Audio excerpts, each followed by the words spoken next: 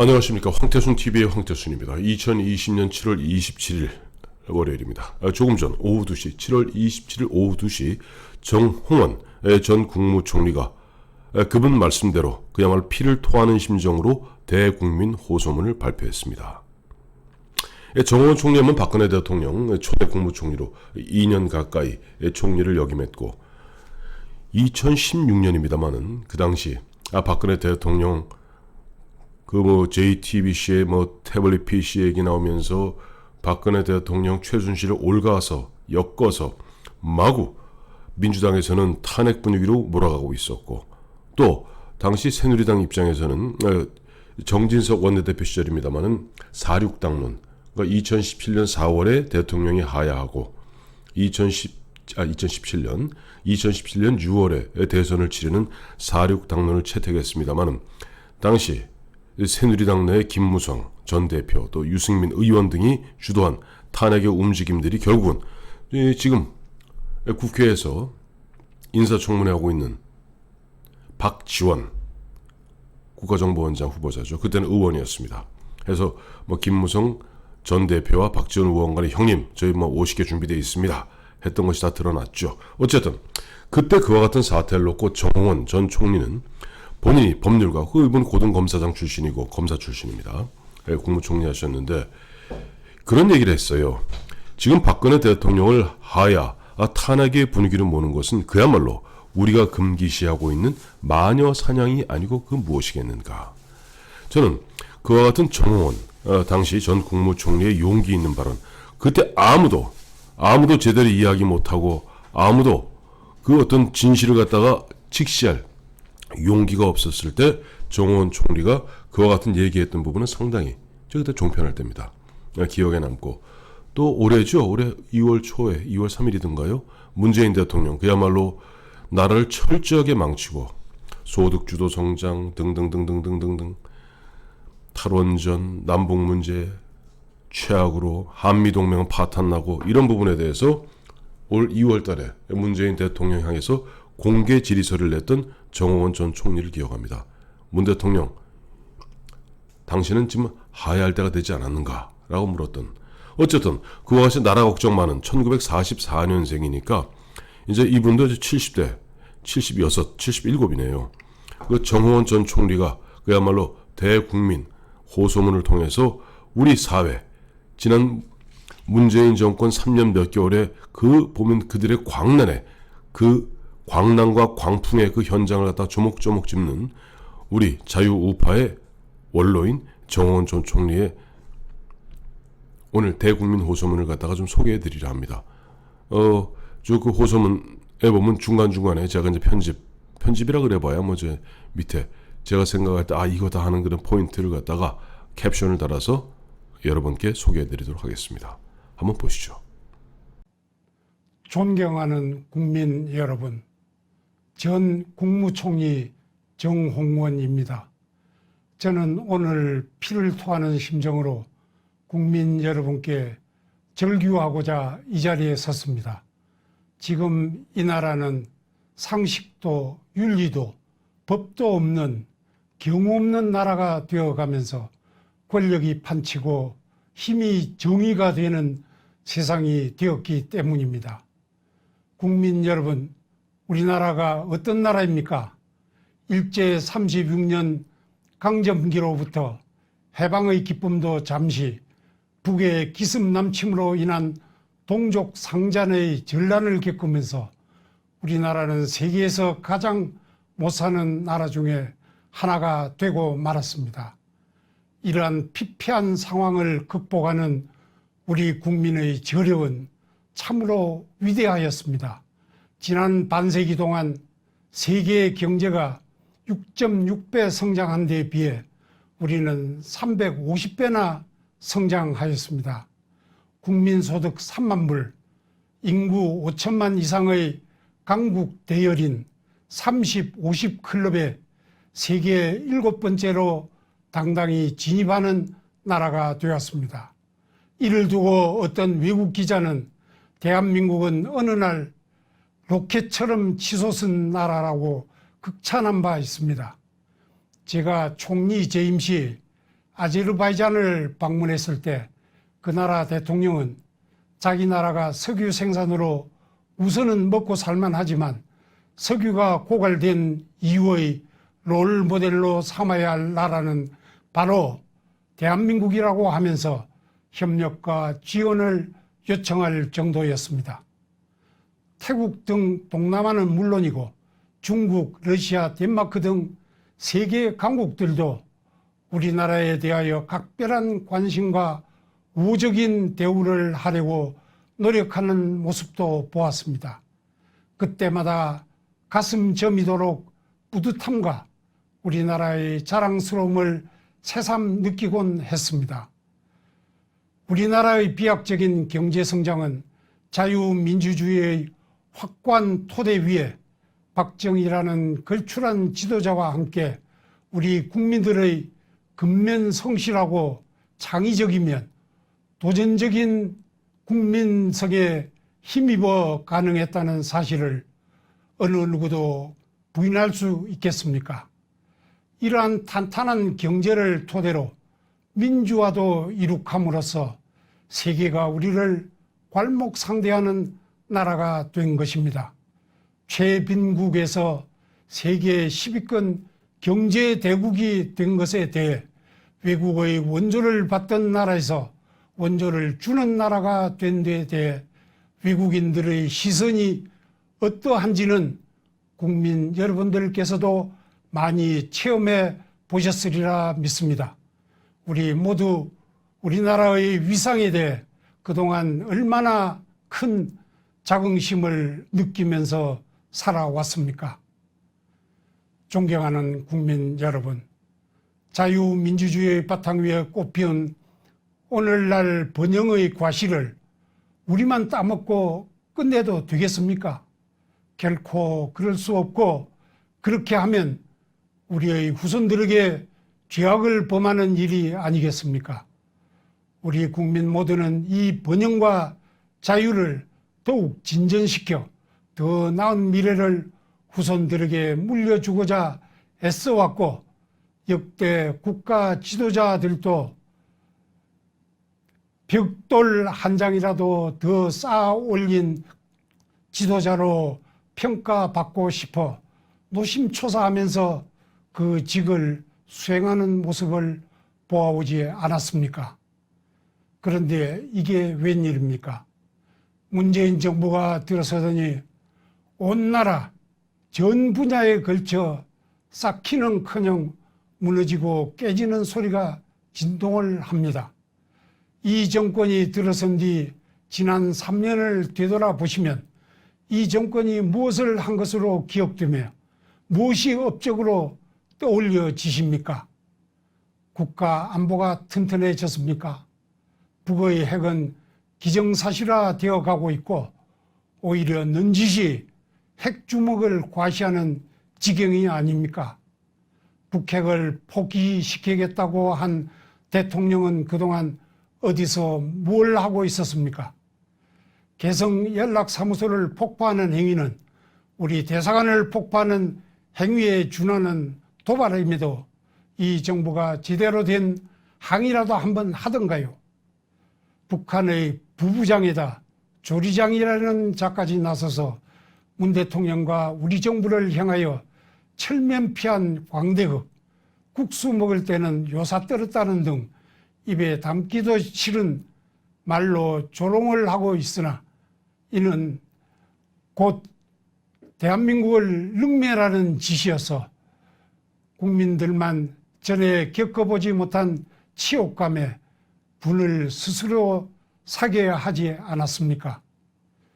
북의 비를 맞추려는 듯 이 정부는 북주민들의 인권 개선을 위해 진력하고 있는 탈북민 단체의 허가를 취소함으로써 유엔 북한 인권보고관으로부터 한국 정부는 법의 지배와 국제인권법을 존중하라는 지적을 받는 일까지 벌어지고 있습니다. 그렇다고 외교 분야에서 성과라도 있었습니까? 중국에서는 대통령이 혼밥하는 푸대접을 당하더니 최근에는 미국 트럼프 대통령이 문재인 대통령을 싫어한다는 말이 공개적으로 보도되는 지경에 이르지 않았습니까? 경제는 어떻습니까? 이 정권 초기에 세계 경제가 호황을 누렸음에도 우리 경제는 역주행을 계속하지 않았습니까? 이 정부는 처음부터 헌법이 보장하는 시장 경제의 원칙과는 반대로 최저임금, 주 52시간 근무제, 원전 폐지 등 사회주의적 계획경제 방향으로 치달았습니다. 그 결과 경제가 추락하는 길로만 가고 있습니다. 청년 실업률이 21년 만에 최악이라는 보도가 오늘 우리의 경제 상황을 단적으로 표현하는 것이 아니겠습니까? 그럼에도 코로나 사태를 맞아 세계 경제가 어려움을 겪자 이에 편승하여 마치 세계 경제의 불황 때문에 우리 경제도 어려운 것처럼 얼버무리고 있지 않는가요? 특히 주택 문제는 온 국민의 삶과 직결되는 것임에도 수요와 공급의 균형을 이루는 시장 경제 법칙을 따르지 않고 세금으로 억눌려 가격 상승을 막으려고 하다가 선량한 1주택자까지 세금 폭탄에 허덕이게 만들고는 이제 두 손 들다시피 하는 상황에 이르고 있지 않는가요? 시장 경제의 법칙은 어느 날 하늘에서 떨어진 것이 아니라 오랫동안 사람들의 경제 생활에서 얻은 천리에 따라 조금씩 발전을 거듭하여 온 결과물입니다. 그렇기 때문에 세계의 많은 경제학자들도 현재로서는 최선의 제도라고 인정하는 것입니다. 이를 망각하면 역천자는 망한다는 사실을 깊이 새겨야 할 것입니다. 지난 3년간 적폐청산이라는 미명하에 각종 죄를 만들어 정적보복에 열중한 결과 전 정부의 관료, 정치인 등 수십 명을 구속하여 그 징역의 합의 100년을 넘는다고 하며 전 대통령은 3년이 지나도록 갇혀있는 후진국적 상황을 보이고 있습니다. 결국 이 정권이 들어선 뒤 조선시대의 사화와 같은 피바람을 일으켜 나라를 두 쪽 낸 것밖에 한 일이 없다고 해도 할 말이 없지 않는가요?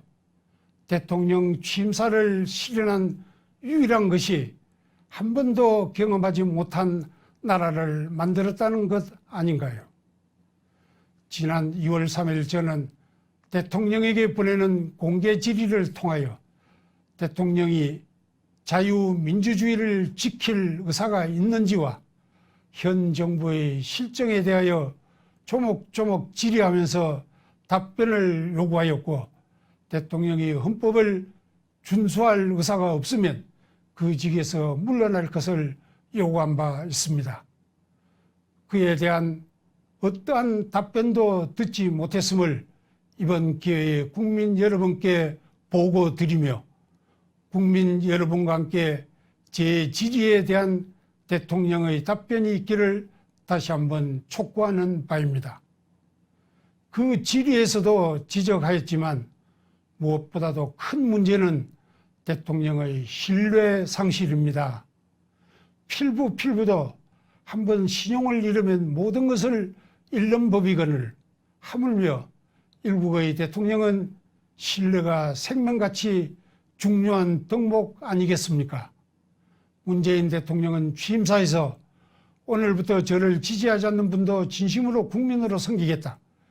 분열의 정치를 바꾸겠다. 보수와 진보의 갈등이 끝나야 한다고 했습니다. 어느 누가 그 말에 귀를 기울이지 않을 수 있었으며 기대의 눈길을 보내지 않을 수 있었습니까?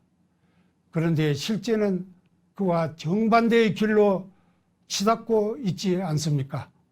그뿐만 아니라 권력기관의 독립, 적세적소 인사, 기회평등, 과정공정, 결과 정의를 주창한 취임사 어느 구절도 그 길을 지향한 흔적이 없고 오히려 역행하고만 있으면 우리 모두 몸으로 느끼고 있는 사실이 아닌가요?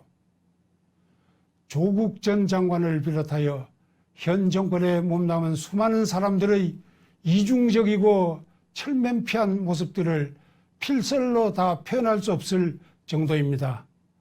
그 어디에서도 공정과 정의를 찾을 수가 없습니다.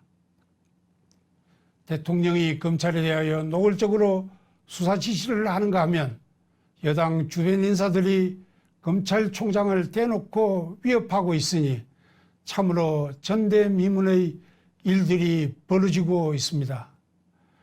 과거 우파 정부에서 이런 일이 벌어졌다면 지금 정권의 사람들이 무엇이라고 외쳤을지 지난날의 녹음을 들으면서 다시 한번 자문해 볼 것을 권고합니다.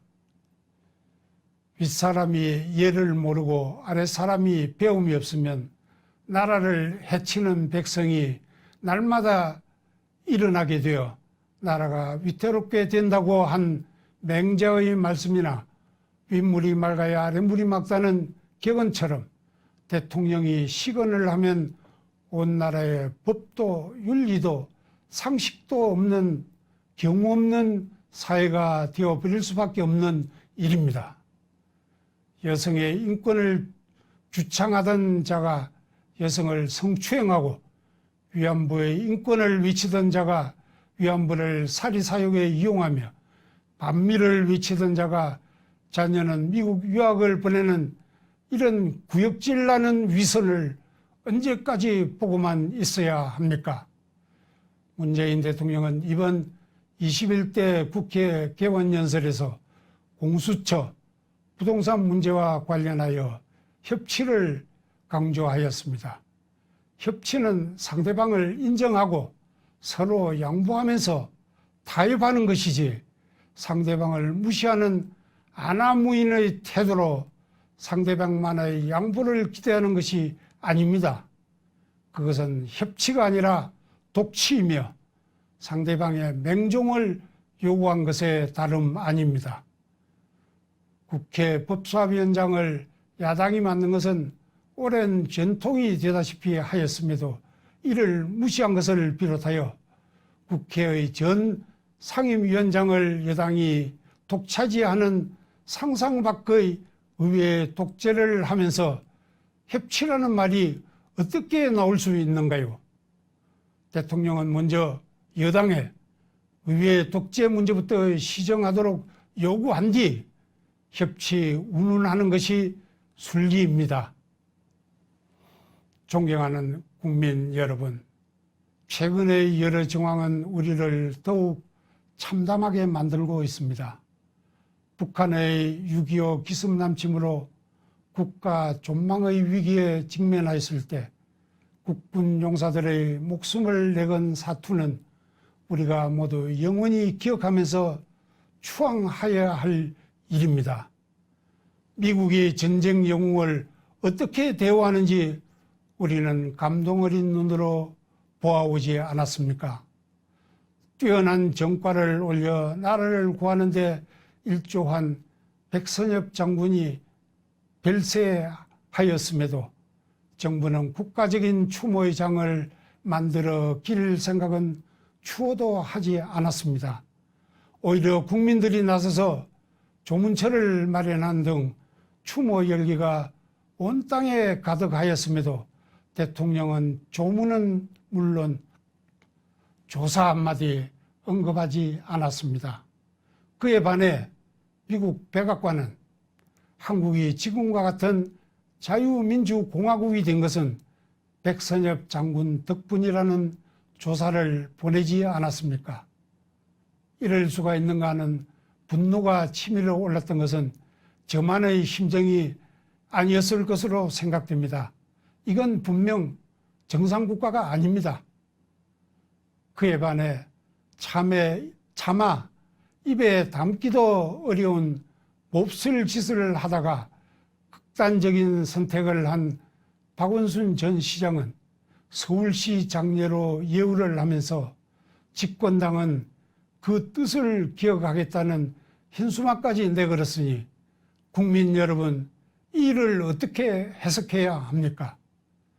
현재 계류 중인 울산시장 선거 부정사건, 라임, 옵티머스 등 각종 부패 사건, 서울, 부산시장 등 여성 추행 사건, 그 밖에도 각종 비리 사건들에 대하여 집권층 사람들은 수사기관을 윽박질러 적당히 덮고 넘어갈 수 있을 것이라고는 추호도 생각하지 말기 바라며, 검찰은 국민들이 엄중한 감시의 눈으로 지켜보고 있음을 유념하여 철저한 수사를 통하여 진실을 규명하여야 할 것입니다. 아울러 많은 사람들로부터 4.15 선거가 부정선거라는 주장이 제기되고 있습니다. 현재 103개 선거구에서 선거소송이 제기되어 있으므로 그 투표함을 개봉하여 신속하게 당부를 밝혀야 할 일임에도 왜 이를 미루고 있는지 묻고자 합니다. 정부나 중앙선관위는 선거소송의 신속한 진행을 촉구하여 국민의 의혹에 대한 진위를 하루속히 가릴 것을 요구합니다. 국민 여러분, 정권의 폐악과 잘못은 오로지 국민들의 준엄한 심판에 의해서만 교정될 수 있습니다. 오늘의 번영을 더욱 발전시켜 후손들에게 물려주는 자랑스러운 국민들이 되려면 국가가 자기 돈 성심 쓰듯 주는 돈에 현혹되지 않는 이성적 자세가 필요합니다. 국가는 일시미봉의 선심정책으로 국민을 현혹할 것이 아니라 근본 문제를 해결해야 합니다. 정부가 일자리는 창출 못하면서 국가 예산으로 지원금을 주어 달래거나 시답잖은 임시직을 만들어 일자리를 늘렸다고 자랑하면 국민들은 나라 돈으로 선심만 쓰지 말고 제대로 된 일자리를 만들라고 요구하는 현명함을 지녀야 합니다. 무턱대고 추경하면서 나라의 부채를 한없이 늘려가는 행태를 막지 않으면 그리스나 베네수엘라처럼 국가 부도 사태가 닥칠 수밖에 없습니다. 화상을 입은 뒤에야 불이 난 줄 아는 국민이 되어서야 되겠습니까? 국민이 눈을 부릅뜨고 있어야 정부도 정신을 차리고 제대로 작동하게 됩니다. 이 기회를 빌려 법원과 검찰에 한 말씀 드리고자 합니다. 사법기관이 존재하는 이유는 국가와 사회에 정의를 세우기 위함이 아닙니까? 천지가 무너지더라도 사법기관이 정의를 지키면서 국민의 자유와 권리를 찾아주는 최후의 보루가 되어야 합니다.